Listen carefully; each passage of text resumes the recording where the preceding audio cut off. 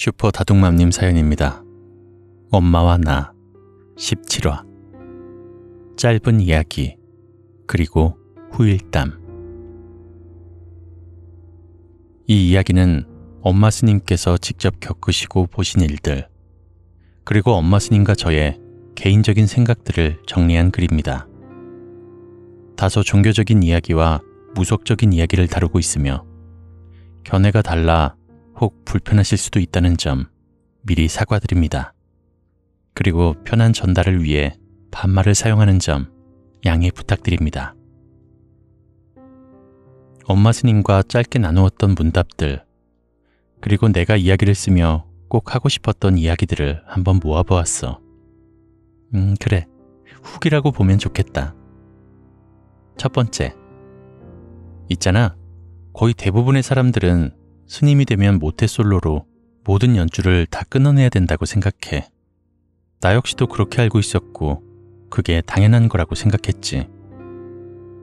그런데 알고 보니 불교가 종단이 참 많더라고.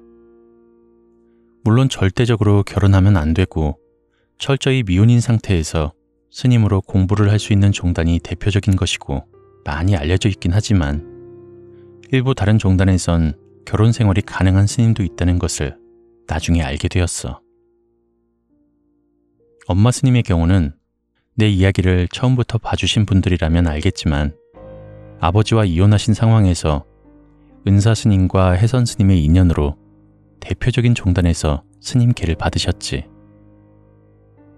스님의 신분으로 결혼하신 것이 아니라 일반인으로 자식을 낳고 살며 스님의 길을 거부하시다가 끝내 그 길을 거부할 수 없어서 모든 인연을 다 끊어내시고 스님이 되신 거야.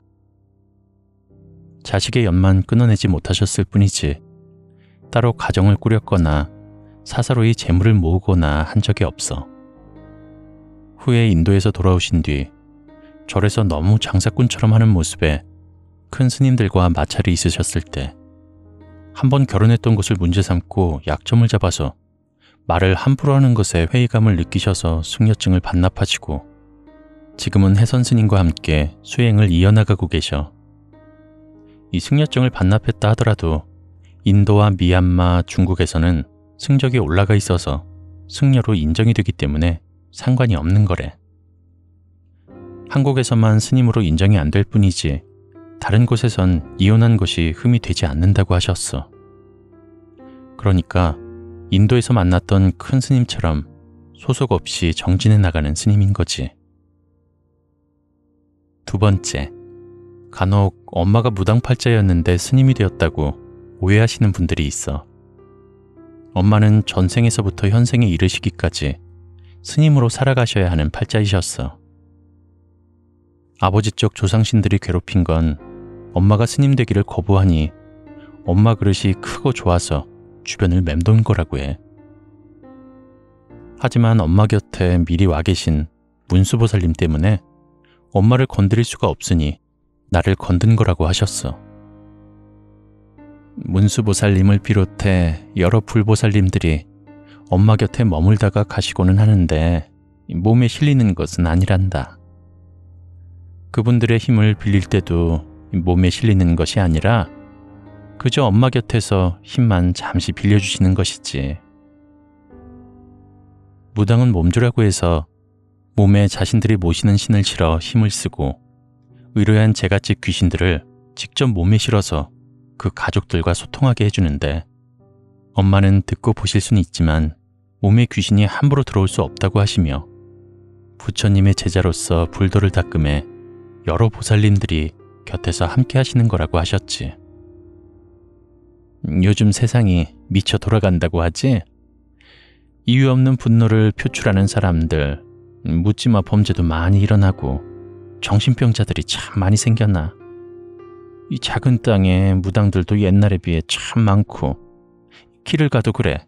한 집 건너 하나가 점집이잖아. 헌데 또 제대로 된 무당이 없지. 왜 그런 줄 아니? 말을 듣고 보니 그러네요. 그것도 이유가 있어요? 옛날엔 말이다. 사람들이 자연에서 주는 것에 감사하고 존중하며 여러 선신들과 초화롭게 살았단다. 각 마을마다 선왕이 있어서 빌려주던 사람들도 많았고, 그로 인해서 선신들을 모시는 몇 안 되는 강한 무속인들도 있었지. 땅의 기운도 맑아서 또 바르게 흘렀고, 그래서 도깨비들도 많이 생겨나기도 했지. 하지만 세월이 지남에 따라 발전을 해가며 인간들이 이기적으로 변했고, 선신들과 도깨비들이 잊혀져 가면서 또 인간의 욕심으로 이 땅의 모든 것이 마치 자신의 것인 양 자연을 함부로 대하고, 또 땅을 마구잡이로 파헤쳐 산허리에 구멍을 뚫어 기운을 끊어버렸지. 해서 음양이 조화롭지 못하고 불안정하니까 귀신들이 활개를 치게 되고, 사람이 살지 못하는 땅이 생겨나게 되고, 귀신에 휘둘리는 사람들이 많아지게 된 거야. 무당집에 들어가 보면 말은 산신할아버지를 모시네 선녀를 모시네 하지만 열의 9은 그 집안의 신줄이라고 타고온 조상들과 악귀 귀신이라고 하더라. 너도 나도 조상신들 받아서 무당이 되었지만 조상신으로 내려온 것들도 욕심이 많고, 또 몸주를 자처한 사람 역시 욕심과 죄악으로 인해 기운이 좋지 못한 경우가 많아서 제대로 된 무당이 나오기가 힘든 거라고 하셨어. 모든 것은 사람이 자초한 거야. 이 세상에 태어나 왔으면 자연과 함께 더불어 살아가며 일부를 잠시 빌려 쓰고 베풀며 살아가는 것이거늘. 엄마 스님은 내게 말씀해 주시며 좀 많이 답답해 하셨어. 나도 좀 곰곰이 생각하게 되는 계기였던 것 같아. 4번째, 내가 엄마 스님과 만난 사람들이 도움받은 이야기를 썼었잖아. 그분들은 엄마가 수행하는 과정에서 만나야 될 인연들이라 도와주신 거라 하셨어. 그분들 또한 엄마 스님이 하라는 대로 금전이 얼마가 들던 간에 묻지 않고 따라와 주어서 도와줄 수 있었던 일이기도 했고 말이야. 물어물어 엄마를 찾아왔던 사람 중에 처음에 찾아와 간곡히 도와달라고 하고 집안의 업장 소멸에 대해 물어봤다고 해. 그래서 그 사람이 꼭 이루고자 하는 것에 대해 기도비라든지 시주하는 것에 금전이 얼마씩 들어갈 수 있다고 하라는 대로 따라오셔야 한다고 했더니 점집 여러 곳을 돌며 굿값 견적을 받아왔다며 돈 차이가 왜 이렇게 나냐고, 또 뭘 해야 되는 게 이렇게 많냐고 따지는 사람들도 있었다고 해. 금전이 아니더라도 마음을 다해 업장 소멸을 할 수 있는 방법을 이미 나는 일러주었어. 집안에서 하루에 108배를 짧게는 100일, 길게는 1000일 동안 하는 것이 자신의 업장을 녹여 없애는 방법이라고. 부부간에도 서로 마주보고 하면 서로의 업장도 함께 소멸할 수 있게 되고, 안 되던 일도 시일이 많이 걸리겠지만 점차 풀린다고 말이다. 하지만 전생과 현생의 업보가 너무 커서 그 죄업을 다 갚아야 하기에 이번 생 안에 해결이 안 되는 사람도 있지. 엄마가 왜 선방스님 가사장삼을 해주면 좋다고 하는 줄 아니? 선방스님들은 평생을 충생구제를 위해 기도하며 불도를 닦아 나가지. 그 길에 업보를 풀고자 하는 이가 시주한 가사장삼을 입고 정진해 나가면 시주한 이의 업보도 자연스레 소멸되면서 덕으로 쌓이거든.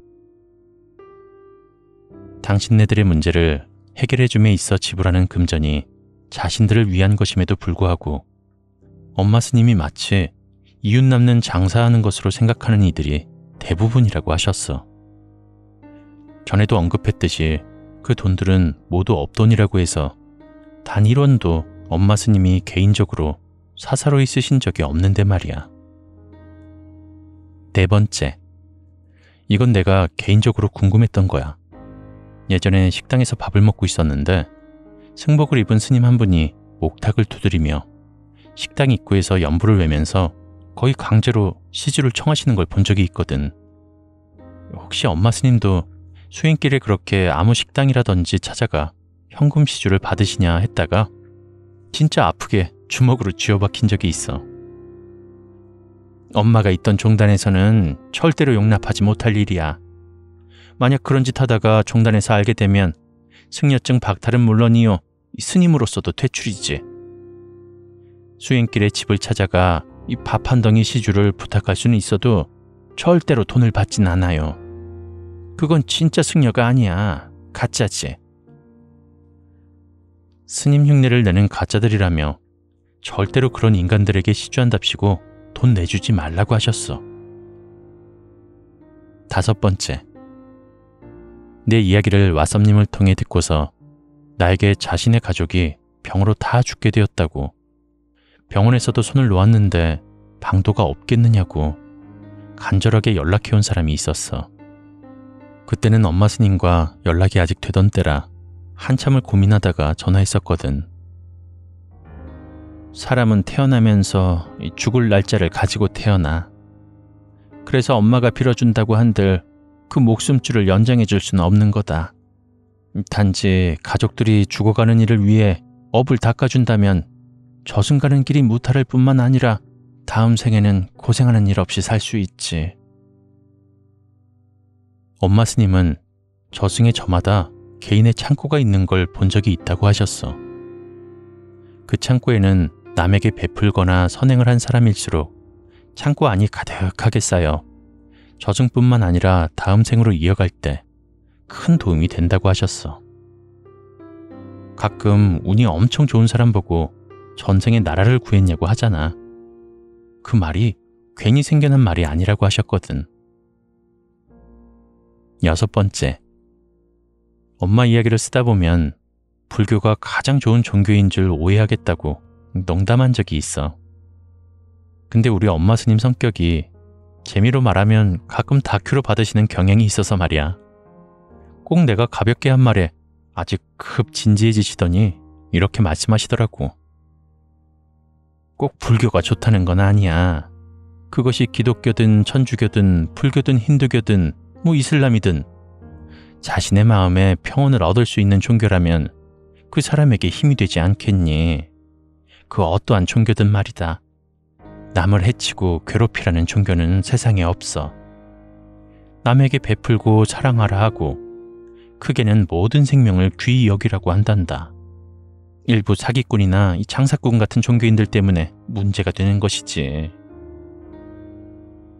무엇을 믿던 간절히 믿으며 기도한다면 말에는 힘이 있어서 이루어질 수도 있다고 설교하셔서 웃자고 한 말이 엄청 당황스러워졌었지. 7번째.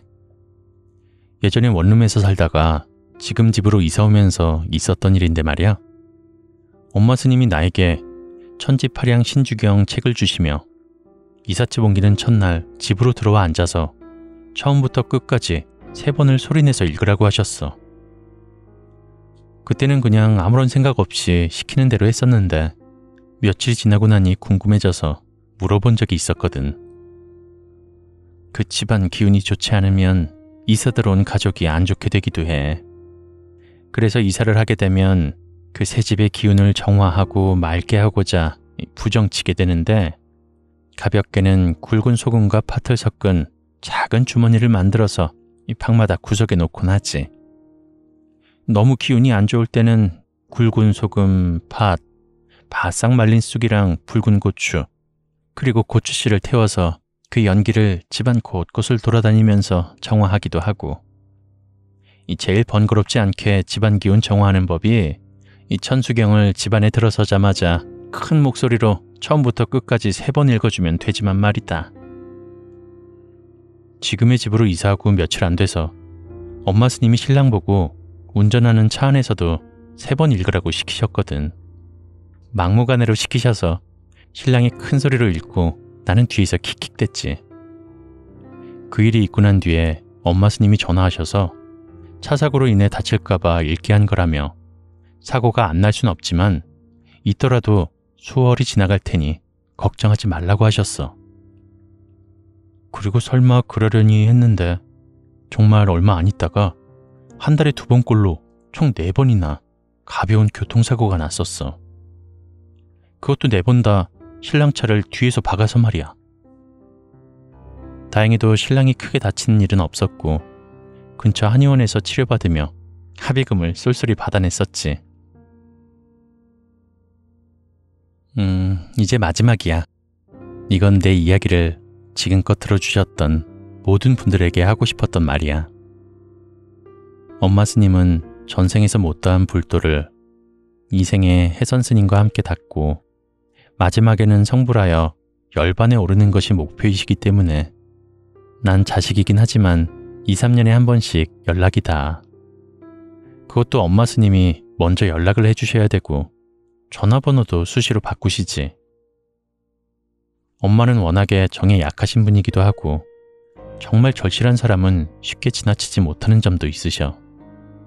불도를 닦음에 있어 전념하셔야 하는데 여러 사람들을 도우시다 보니까 온몸이 만신창이가 되셨지.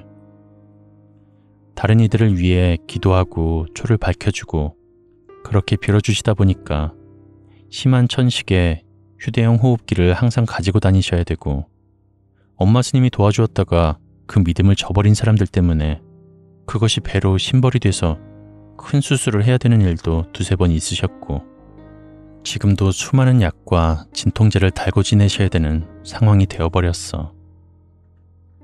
내가 그들이 원망스럽지 않냐고, 차라리 그들의 일을 해결해 주기로 할 때 욕심을 부리고 이득을 챙기지 왜 그렇게 하지 않았느냐고 모진 말도 했었거든. 그랬더니 이렇게 말씀하셨어.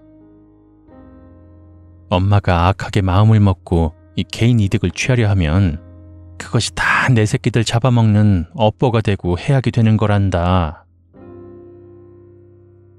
이번에 엄마 스님과 만나고 헤어지던 마지막 날, 열반에 오를 날이 얼마 안 남으셨다고 하시며 혹여 연락이 아예 안 되더라도 갑작스럽게 죽었다는 연락이 가더라도 절대로 슬퍼하지 말라고 하셨어.